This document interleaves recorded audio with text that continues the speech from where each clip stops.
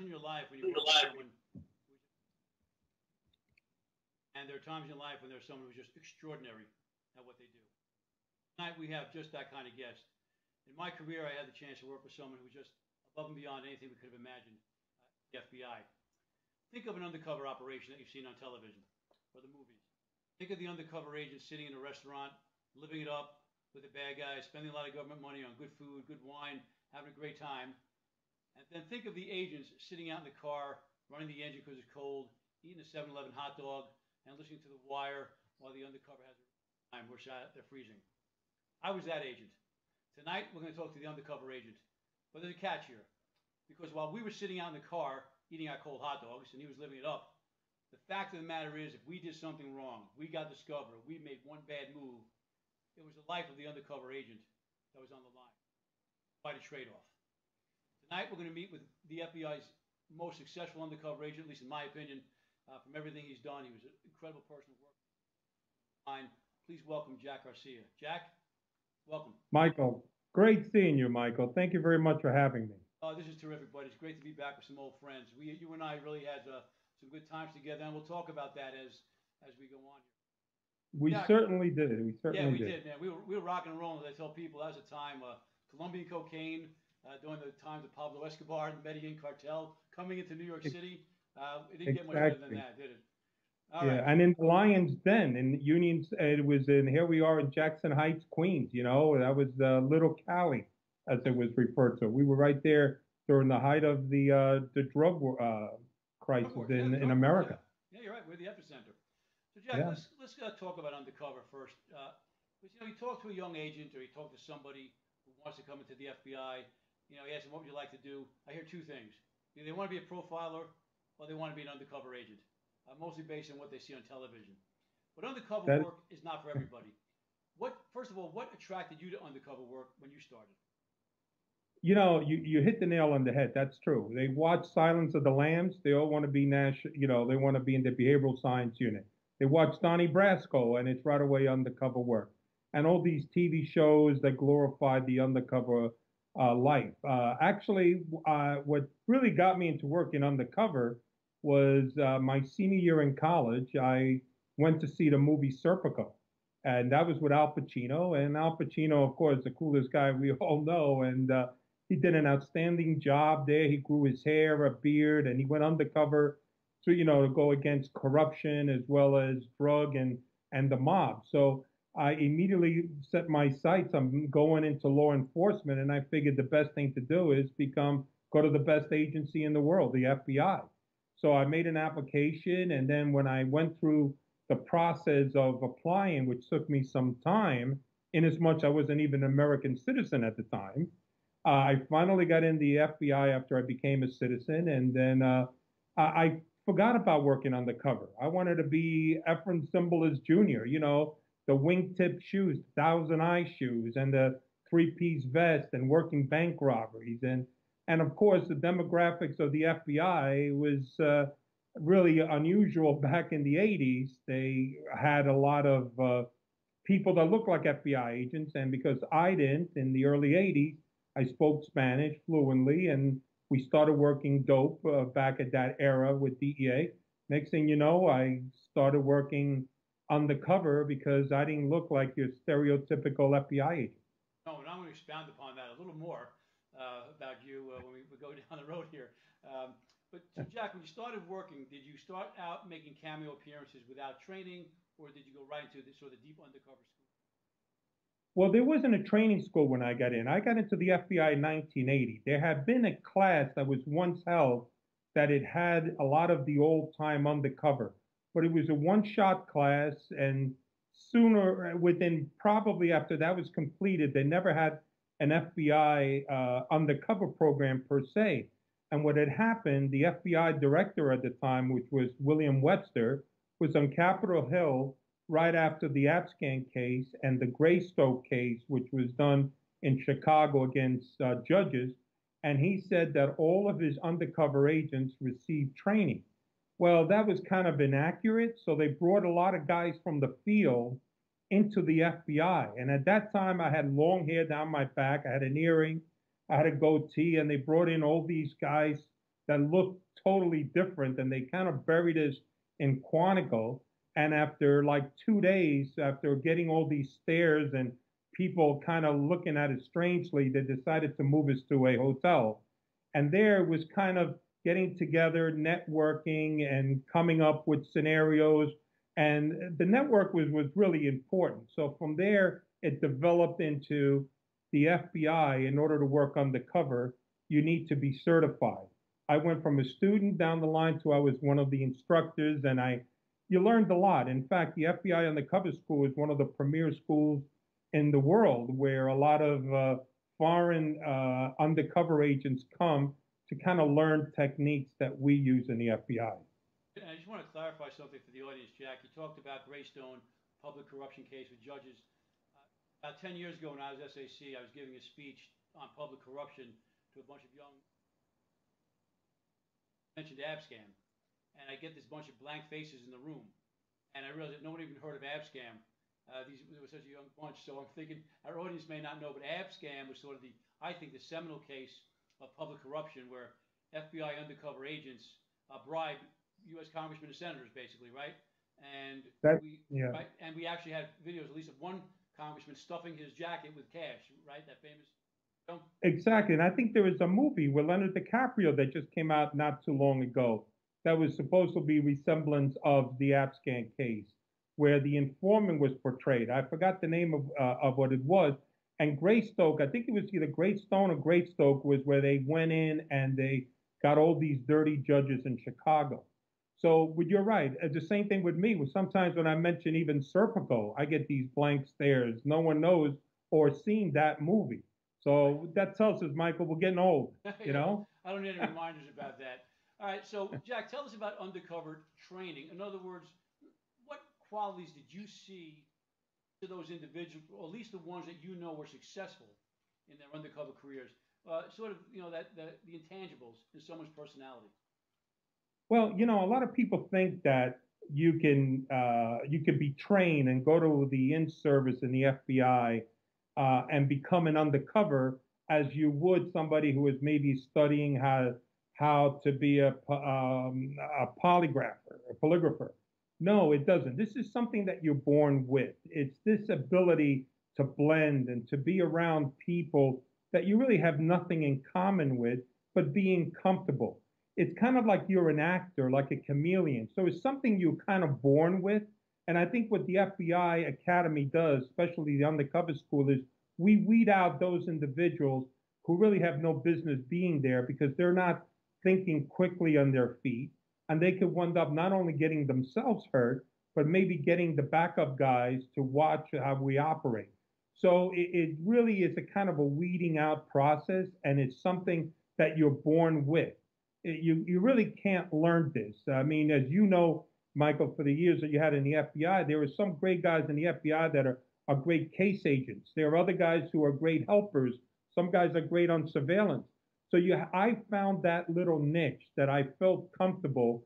Now, I don't know whether that had to do with my upbringing in the Bronx, New York, or because my personality trait, but it started off where I try to hone in my skills and I would learn on the job experience because at that time there was really nobody that you could turn to because we didn't have a kind of a program that was available. So I learned a lot on the streets, and of course I received a lot of valuable input and counseling from the case agents, guys like you and other guys who would teach you like, hey, this is the way the subject operates. This is what we know about the individual. This is the way I think you should approach them. Don't come on too strong. Don't come. So those are more, trade craft secrets that we learn as an undercover to apply on certain jobs that you operate. All right, Jack, and you made some great points there. We all have a skill set, and someone may or may not be good at undercover. Doesn't mean they're not a good agent to something else. Good undercover agent may not be be good at something they can do. But there's other things that have to fit in. You and I talked about sometimes when we try to use agents who grew up in a different part of the country to come and try to act like a New York City person, and it just didn't go. They were seen through right away. There was something about them. It just didn't blend. But when we talk about the intangibles, I'll tell this to the audience. What I remember about you, Jack, and a couple of the other guys on the squad, we had this very big squad, 30 guys, a few girls, NYPD, FBI agents, and just hanging around the office sometimes, or even going out to a bar. Nothing undercover. You had this incredible ability to have people just want to hang around you. You were always holding court, as I remember. You just had this, this magnetic personality, just naturally, and everyone just kind of wanted to hang out and talk to you. And you're always laughing and having a good time. And I think that intangible is what made you so good. You were just able to get in there like just like a chameleon, and just kind of connect with anybody. You think that was Well, part those of are your some of the success? skill sets that you mentioned. That is true. With me, since I am such a big guy, they expect some kind of like a Luca Brasi kind of guy, some guy who's probably me. And I'm very outgoing, very personable, and try to get everybody involved. And I think that's kind of my little skill set that I worked in my interests. And I always believe, and one of the things I teach on the covers is always when you're on the cover, try to be like yourself. Don't go in there like you're a badass, because if you become a badass, you're going to wind up, you eventually got to come down. You could always kick it up, but you can't kick it down, because we make our first impressions to be the most lasting impressions. So if I go in there like this bull in a china shop, of course, it's going to be hard for me to come down. But if I go slow and then I get aggravated or anger, it's more of the way it should be. So one of the things that I learned in early on was to just be yourself and go with that. And also, and like I mentioned before, an undercover needs to be outgoing, personable, and in order to bring the individual in, because that's the objective. You want to make disarm this individual for him or her not to think that you are who an FBI agent or a police officer. Right, right. And you did that very well. So, Jack, let's fast forward at least to the years when I worked with you, several years again on S Squad, FBI, NYPD, Drug Task Force, Colombian cocaine, Medellin cartel, New York City. We were running and gunning. We were doing it. You were the undercover agent of choice for everybody. And the Colombians used to work with mostly just Colombians. You're not a Colombian, are you, Jack? No, I was born in Cuba, so my accent is Cuban, correct? But we passed you off as Colombian many times, did we not? Yeah, we did, but sometimes it was a little tough.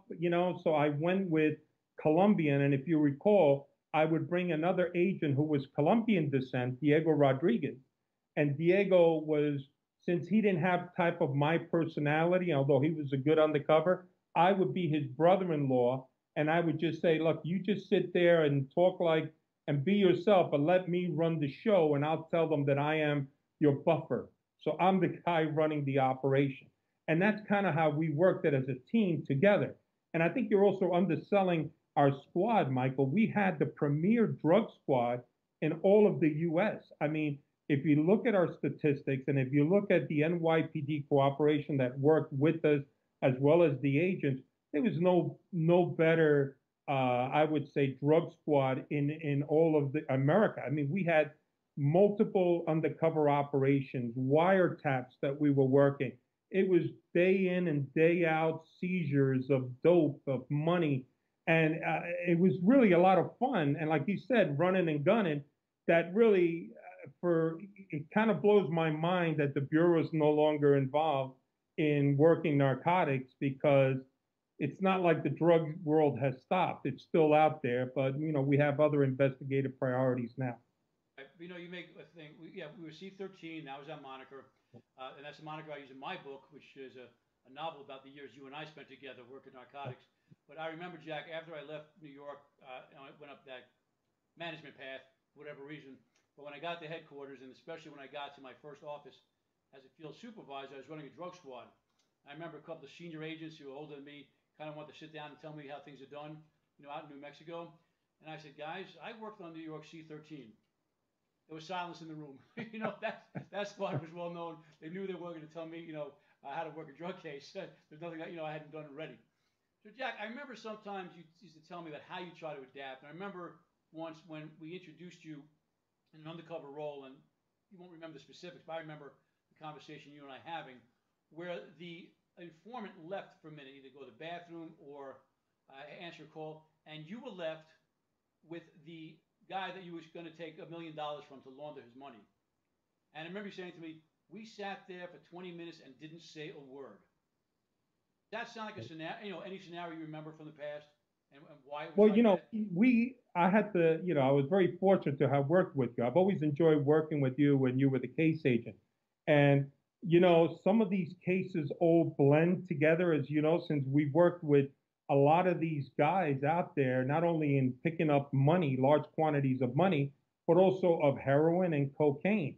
And I know many a times that, for instance, just to kind of change the topic on that, when one particular case that you were involved in, where the two Montoya brothers who were involved in heroin trafficking, and they were really flooding the New York and the Northeast with heroin, high quality heroin, because at that time the Colombians were growing the heroin, which was better than the Chinese and better than the Afghanistan and Pakistani heroin. So they actually cut the market down, and there was so many different police departments and every alphabet agency, ATF, DEA, CIA, you name it, they were out there working, INS. And sometimes it would just blend together. We run into these guys. But I remember these two guys that you set forward to work on the wiretap, setting up on their cell phones, which, by the way, a wiretap is probably one of the most difficult things to set up in the Bureau because of all the checks and balances and work that you have to do. And you were like steadfast trying to complete this. And we had a meeting with DEA and said to them, look, we're working with these guys. We have hand to hands with these guys. And they assured us, okay, you work with the guy. Well, sure enough, that same night, I think you called me and told me, hey, the Montoya brothers were arrested by DEA. Yes. So all of that work that we had and all of those steps that we moved forward were they're in the wind because now they became property of DEA. So one of the things that working all these narcotics and all the stuff that we did was very tough because there was so many people, and there still are so many people working narcotics in New York, and we would run into them, and that's an unfortunate thing. So that's why we would try to work bigger and better subjects, and I think that's why we were successful. But in the meantime, we always were vigilant, not only of the bad guy maybe showing up on the set, and maybe some of his crew, but also the good guys could be on the set. So, working dope was kind of a rough situation. If you recall one particular case too, when they went to a meeting down at headquarters, and there was my phone number that was listed as one of the major Cali cartel guys who were in New York. And I think it was Charlie Cunningham who said, wait a minute, I know that guy. That's Jack Garcia. What are you talking?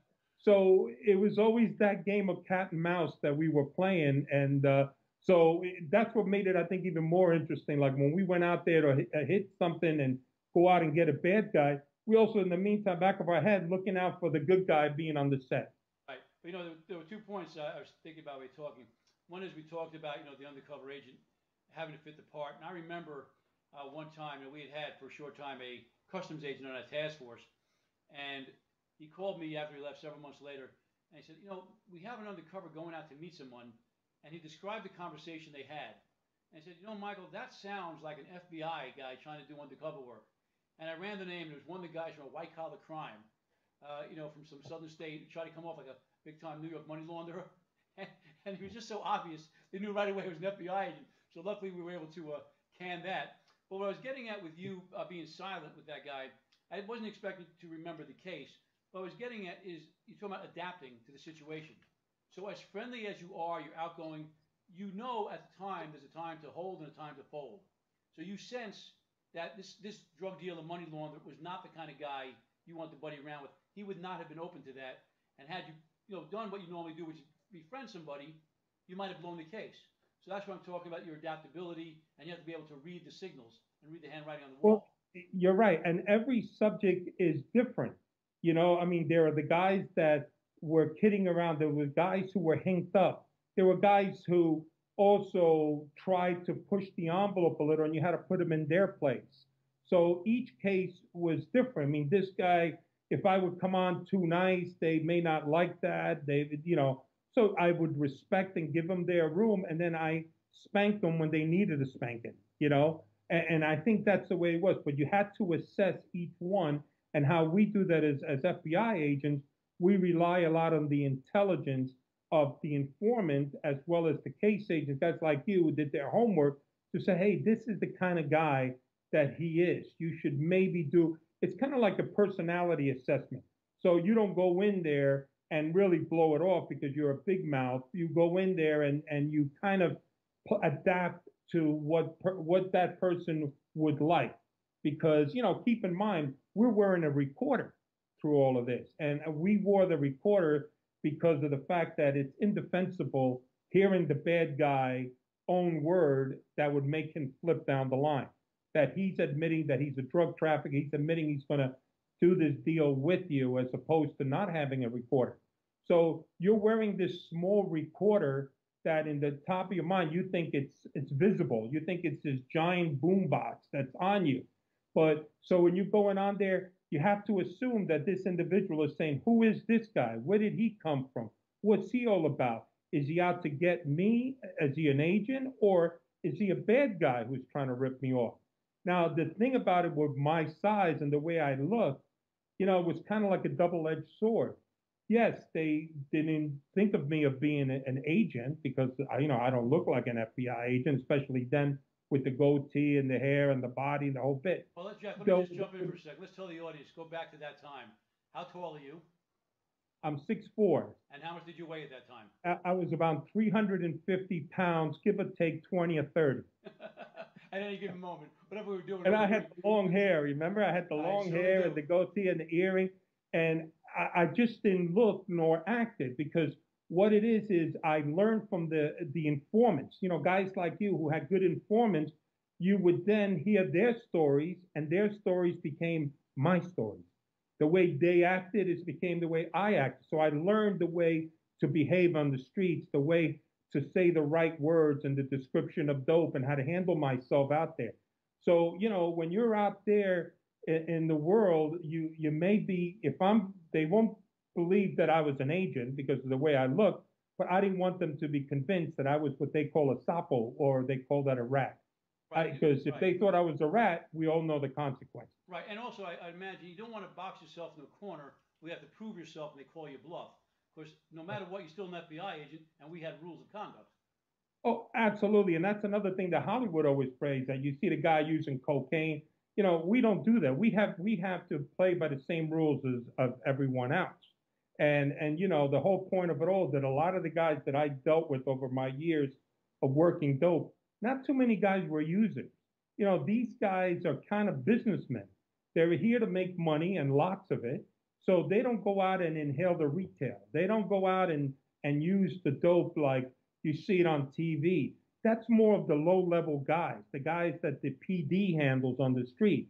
Those are the guys that filters down. But when you're dealing with these major cartel guys, you're dealing with significant businessmen, and that's how they approach it. Right. There's a lot of questions coming in. I'm going to get to them in a second. So first, I want to ask you a question before we go to the questions. Right. Thinking about, because I want to cover a lot of more of your career than just the time you and I were together. Working in narcotics, is there a certain constant that you could describe, saying, whenever I went into this meeting with one of these potential drug dealers or money launderers, I always had to remember X? Or did you just always have to play it by ear? Any constants in that? No, after a while it became automatic because we did so much of it, Michael, at work. But at first, you have to remember a kilo has 1,000 grams, what the current price is, because cocaine, as fluctuated. Right. We were buying kilos at one time at 12 to 15,000 a kilo. That was maybe 90% proof, but we've also seen it as high as 35, 37. So it's kind of like the stock market. So you had to be aware of what was going, and you had to be aware how to go about negotiating with these guys. And also when you did money laundering as well, because, and also keep in mind, sometimes because of the high level guys that we dealt with, a lot of these informants, which we all know operate for many reasons, informants either they love America, or they're looking in for money, or they're working off a beef, or they're looking to betray someone.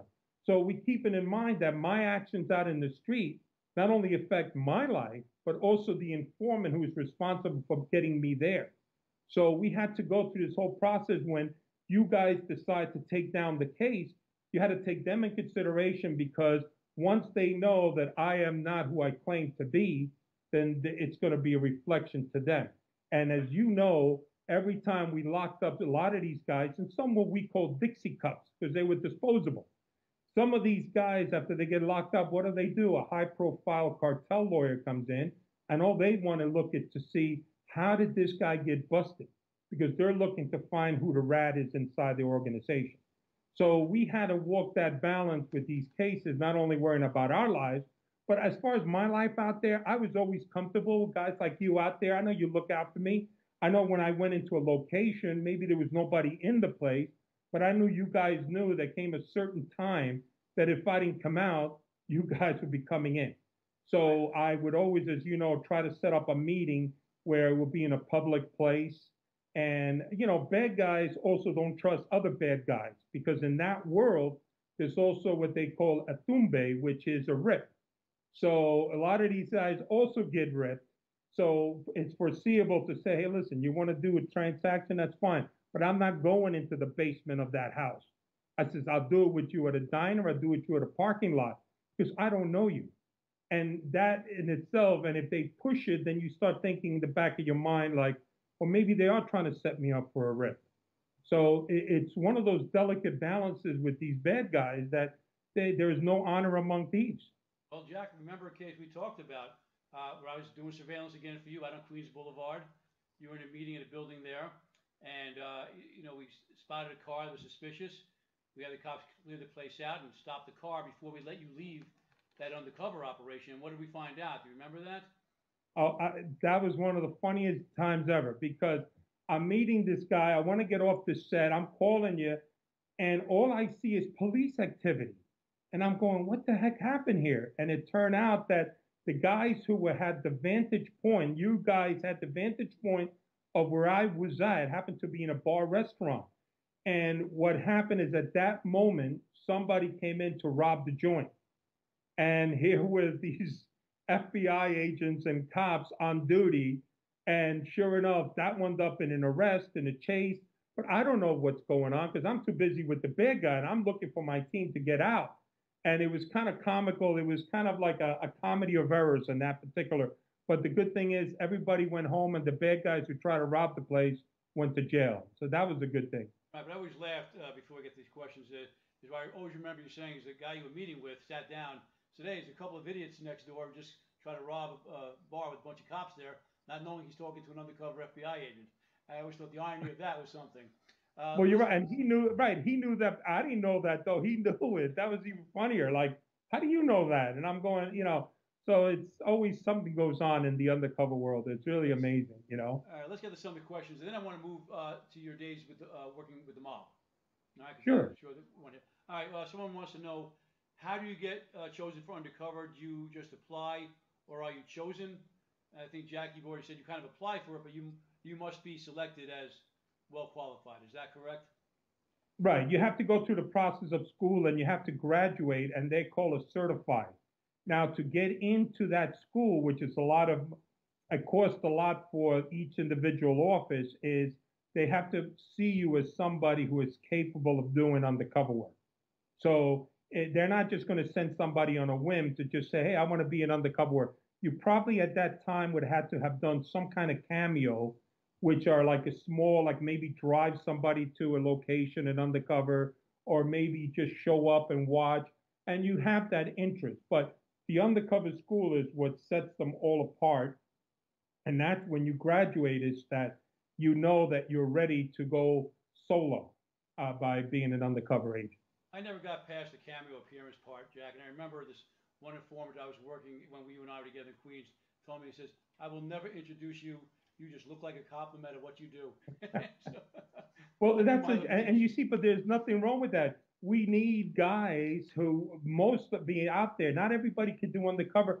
Just like I know I can never do what you did.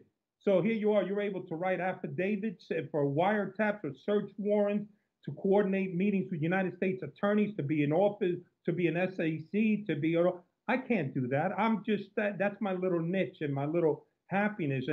And I'm kind of glad I have it, just like I'm glad there are agents who are great surveillance guys. I'm also guys who are maybe great pilots or whatever their case is.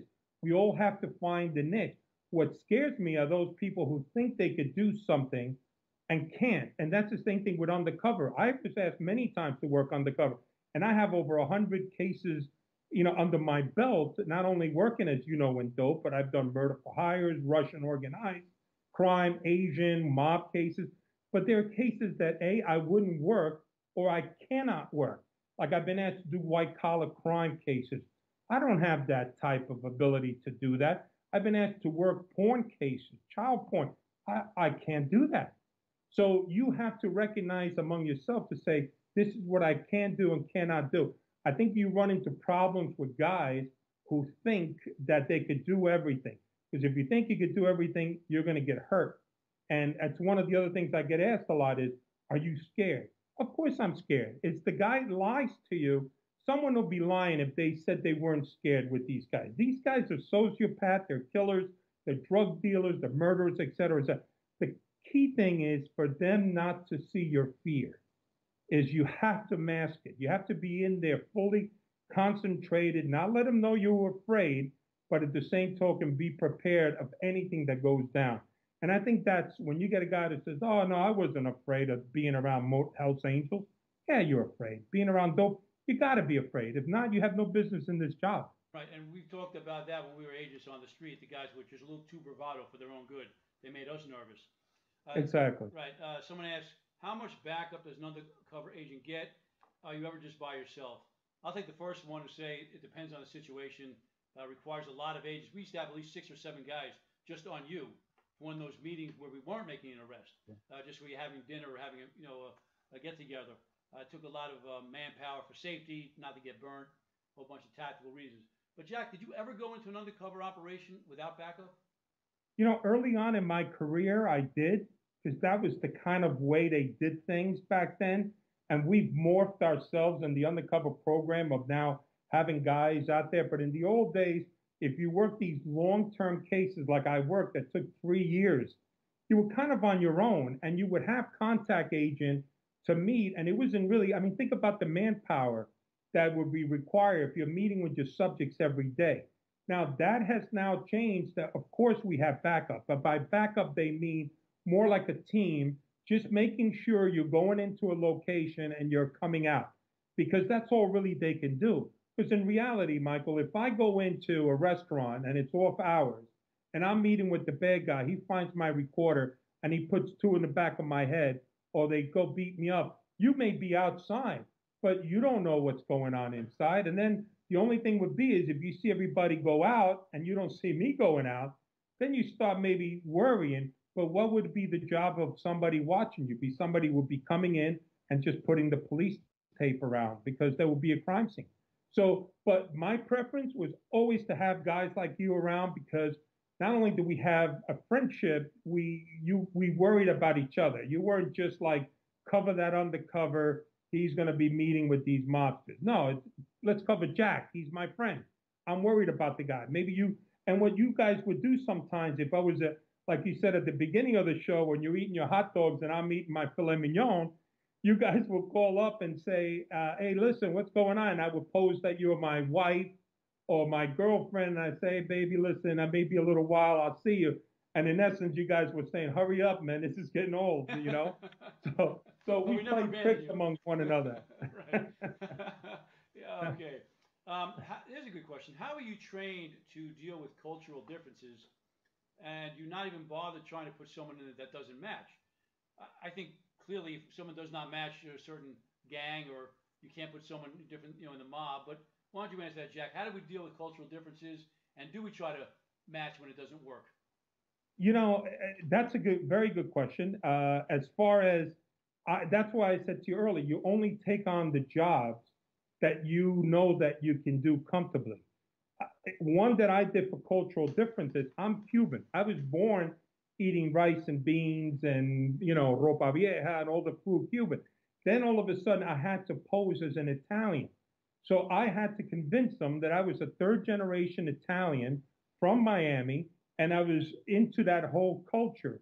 So I didn't feel comfortable, but the agent who was the case agent, whose name was Nat Parisi, he was an Italian. And he taught me everything, so that he gave me the confidence to say, look, you're ready. You could do this.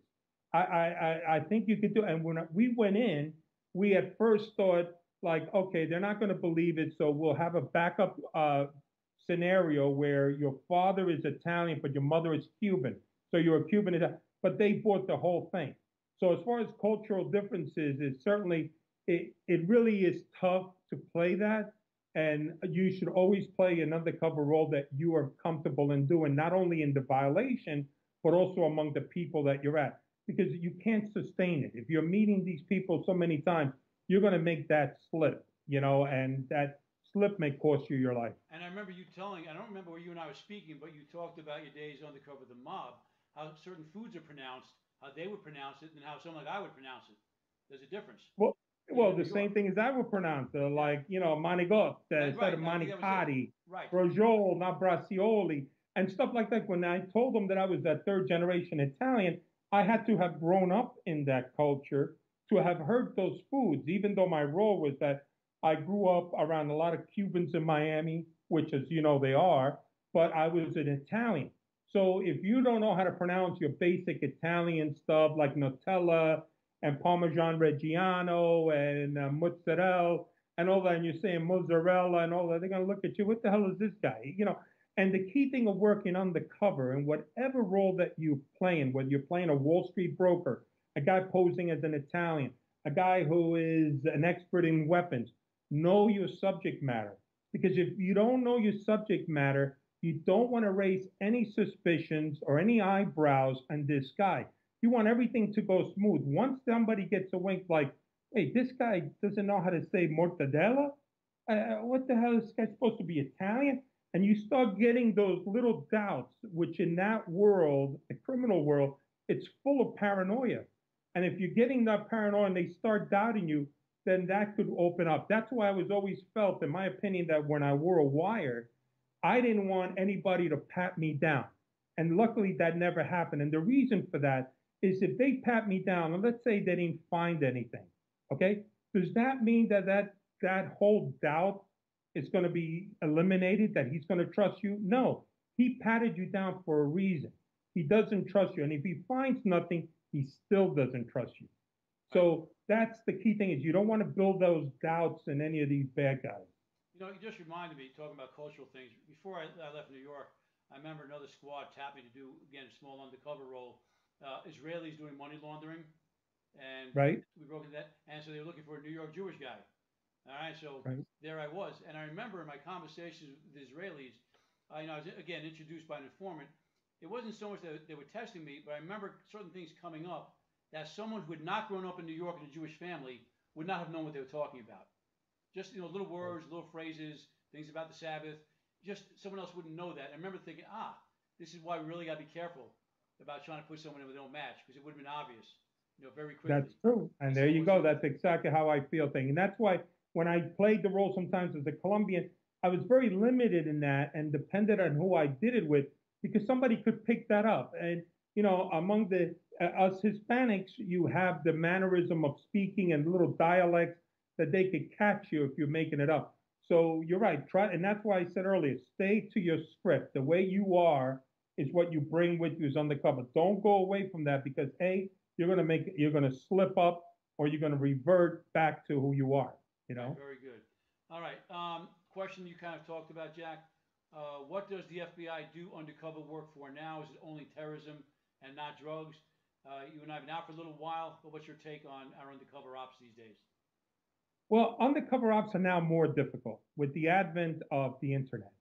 I mean, I remember back in the 90s, Michael, with you were the computer expert in the squad. I remember we had an undercover case and we went to you to set us up with you. You were the IT guy for us because nobody comprehended that. So we could create all these false legends, as we call them, or backstopping as to who we are, our identities. Now, it's virtually impossible. I meet a bad guy and I'll say, hey, Michael, really, your name is Michael Smith? So where did you go to high school, Michael? He says, well, I went to school at Brookfield High. Really? I go to Brookfield High and I could buy a book, a yearbook. And why aren't you on there? So there's so many ways to find you. So it becomes a little more difficult for these guys. And one of the things that I did, even when I infiltrated the mob, I took it a step further with the help of the other agent, the case agent, because we know how distrustful they are. So, because they want to know everything about you, you had to grow up in the neighborhood. That I went and found a Mr. and Mrs. Jack Falcone that were buried together in a cemetery in Miami, Florida. So if we were down in Miami, which we were, and we were talking to these bad guys, and then all of a sudden one may not trust me, or mine may even be a generous act and say, you know what, you're from Miami, right? It says, let's go pay our respects to your mother and father. I know they passed away. What are you going to do? Where are you going to go? Right. You have to be ready for these things that happen that could be innocuous, but they could be really big, that could backfire. So nowadays, I think what we in the FBI are doing is we rely, like the old days, more on the informants, on the cooperators, and maybe they'll bring in a guy for like cameos. Because the guys who are undercover for long term, they better have a very good backstop, or they have a good way to have put them where they're at, that they're not going to be compromised. Because nowadays they could find everything about us out there. It's in the internet. You know, you just remind me of another story. Talking about culture, talking about the little things. Do you remember Operation Sawbuck, my big money laundering case when we were together? Yes. Right. I remember we tried to get an office in the Diamond District, and our backstop people, our undercover coordinators, went in there undercover to get an office. And as soon as they wanted to get one, they introduced themselves. The manager threw them out, said, "Sorry, officers, I can't help you." And why was that? Because they used Irish names, and he knew right away that if you're not Italian or Jewish, you're not setting up office in the Diamond District. Just these tiny little things that kind of gave us away. And I remember that it was kind of comical because luckily it wasn't all that dangerous, but it just shows Well, you. yeah, well, yeah, well, see what I mean? That's exactly. Nowadays, you have to be, you have to make sure your identity fits, and that all depends too. Is keeping in mind that undercover is an investigative technique, as is a wiretap, as is surveillance, as is a pen register. So you only utilize that if you really kind of tried every which way. But the lethal combination is what we did, is what we had an undercover operation and you combine it with a wiretap. Now you're talking about a really lethal operation. But again, when you deal with a lot of these sophisticated cartels, they use disposable phones. They're constantly changing it. You remember in our era, people were communicating via pagers, and they had all these symbols that we would get, like these numbers meant such and such a block, such and such a phone. So they're one step ahead of us, the bad guys, but we're able to adapt. The only thing that worries me about new undercovers is that I just hope that no one gets hurt down in the future because of the fact that there's so many ways to find out who people are. And, I just hope that they have all those backstops in place that are going to keep any from them from being in any type of danger. We have a lot of young, smart kids coming in when you and I retired, really, cyber savvy. Let's go on some more questions. Who is all the heroin coming in from now? South of the border, Afghanistan. We've been out of it for a little while. Do you have a good take on that, Jack? Yeah, the only thing I have is still, and so where the heroin's coming from, it's twofold. Who has the best price and the best quality? Afghanistan seems to be pretty much very large as far as they're bringing it in. But keep in mind, the Colombians who started in the 90s, it all depends on who they're selling to. Colombians are in the Hispanic community. Then you have the Mexican black tar, which is in LA. And then you have the Afghanistan, which is all in Chicago and all these other places. So I don't think if you're a heroin junkie, it really doesn't matter. The thing you have to worry about is the quality of it, because the quality now has been so good and so pure, there's a lot of overdose. So that's why people now are inhaling heroin as well as smoking it with weed, because of the fact that they're afraid that if all of a sudden you're used to 5 or 10% pure and you're buying heroin of the Colombians and that's 40, 50%, you could die. So the heroin, when we were working, as you know, prices like 5 years before that with the Italians was maybe 175,000 for a kilo. When we were working it with your case, the Montoyas, they were selling it for $58,000 for a kilo that was almost virtually pure. So, a junkie doesn't care where it comes from, just as long as it comes from somewhere. Exactly. Here's a question we kind of talked about. How often does an undercover get caught up in another undercover bust? I know you and I talked about we managed to catch a few before it happened, but in your experience, did it ever happen? Yes, it happens basically more times than you could tell. Like I said, as every alphabet agency is working out there, we run into other guys working cases.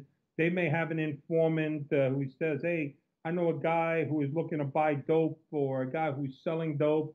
And all of a sudden, we're out there on the set, and all of a sudden, I get a phone call and says, "Hey, we just saw three cars that kind of look like our cars, the typical FBI Right. police car."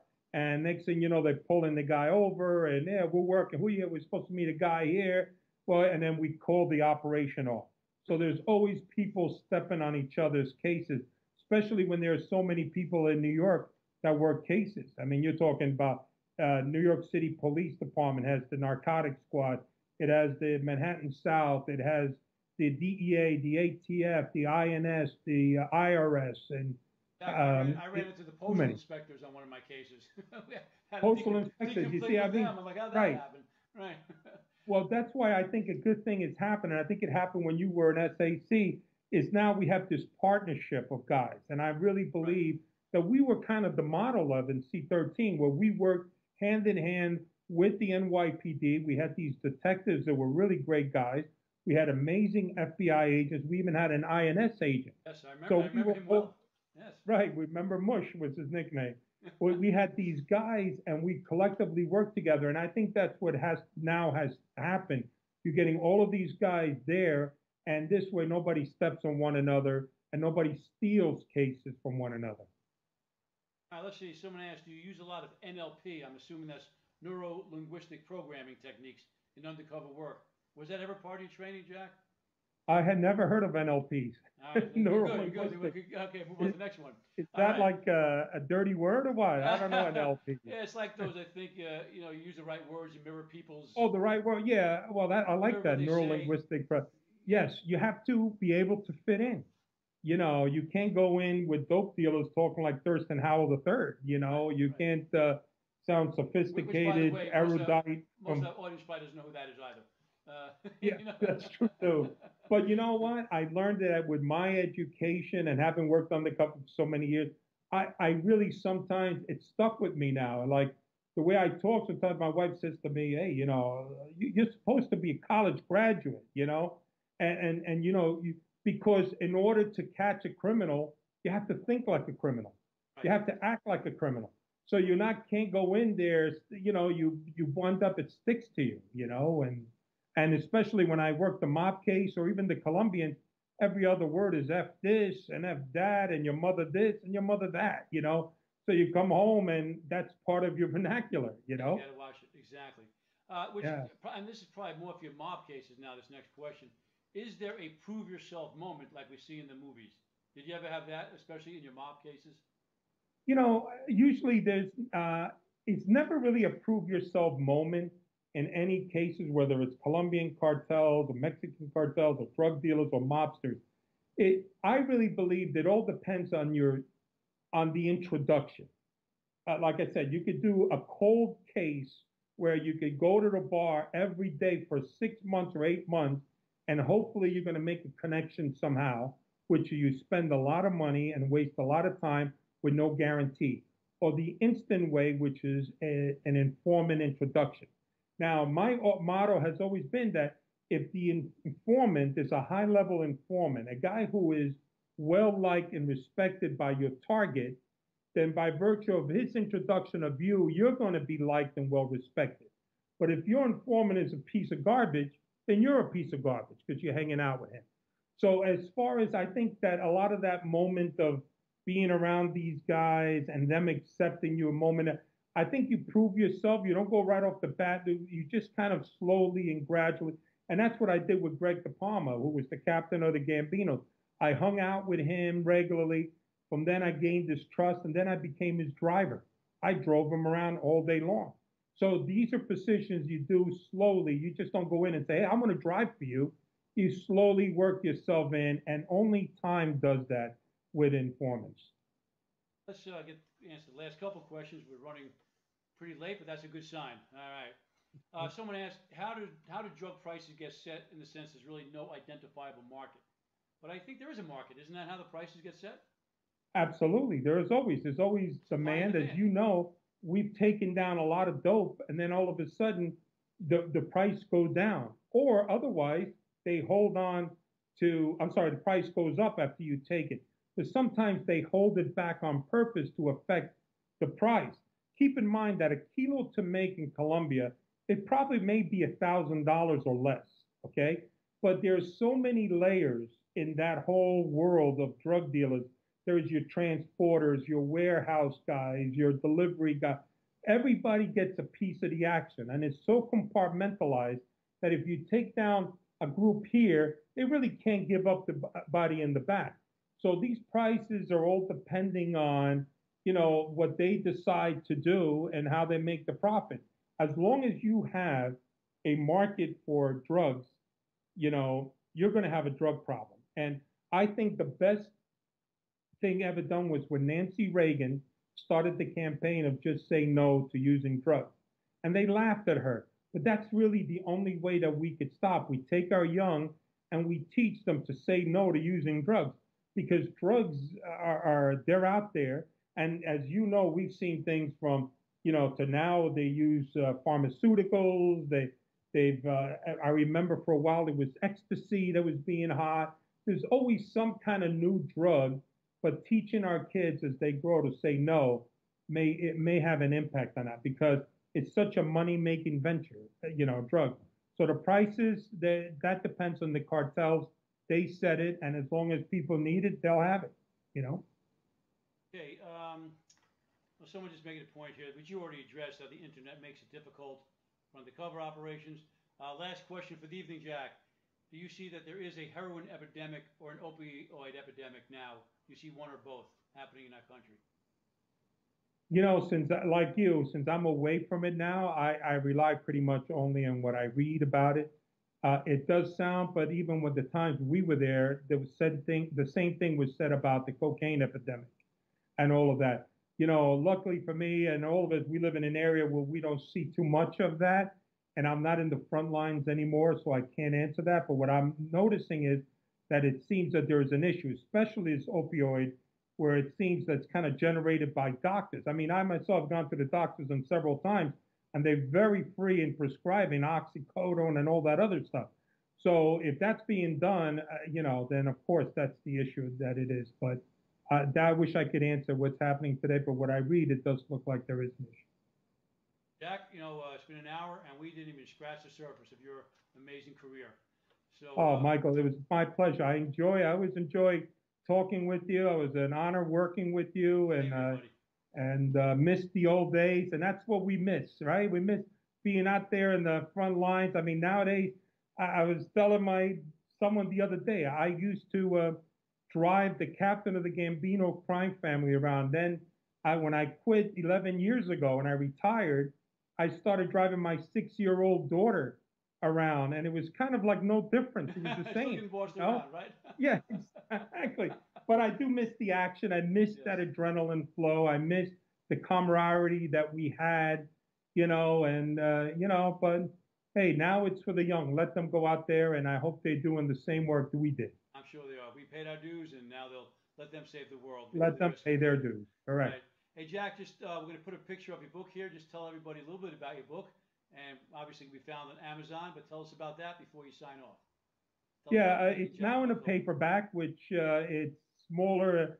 Yeah, I was very happy. I was able to write my stories. I listed some of my undercover cases there, and I highlighted the mob case. And I was fortunate that it did well, and now it's out now almost 10 years.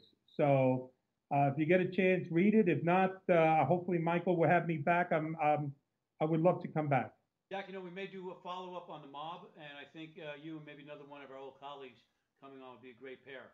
So That would be great. we'll absolutely keep that in mind. Jack, you're always one of my favorite people in the FBI. You had a lot of fun, Likewise, buddy. my brother. All the best. Thank you so much. I'll talk to you soon. Take care. All right, Bye buddy. bye. Bye bye.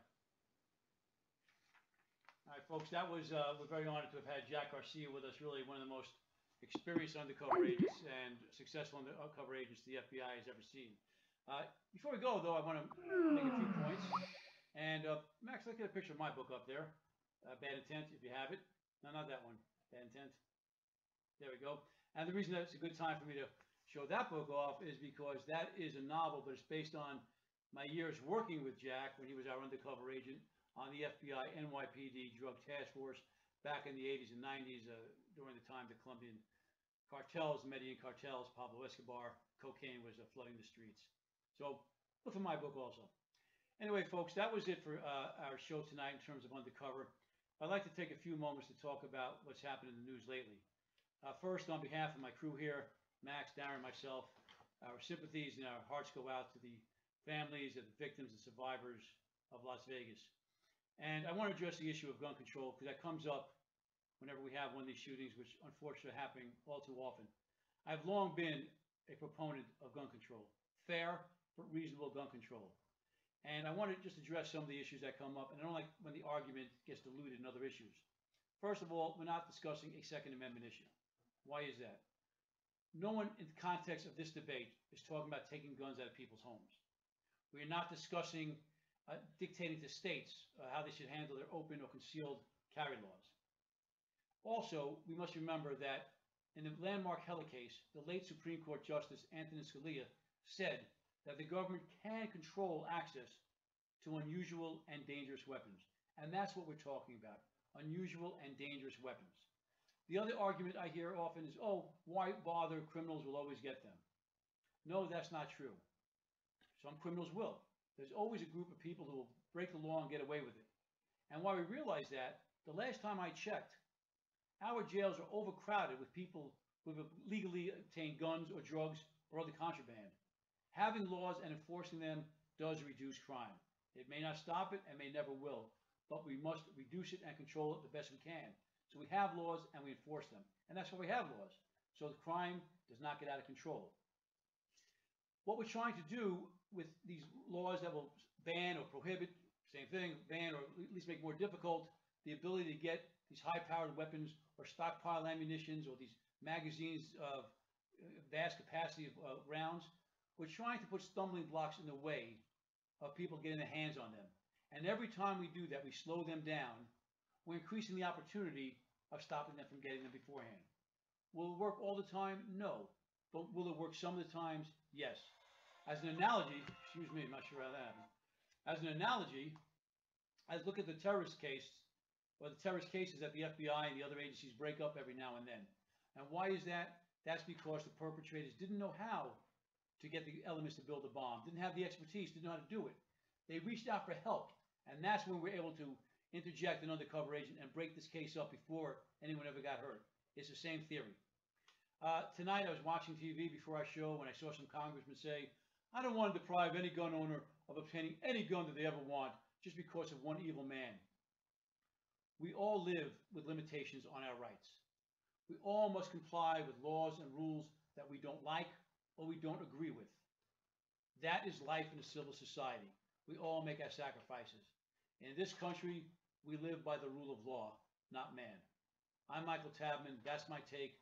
Thank you for watching, and we'll see you next week. Please go to YouTube and become a subscriber. Please like us on Facebook, and we thank you for all your support as our audience continues to grow. See you next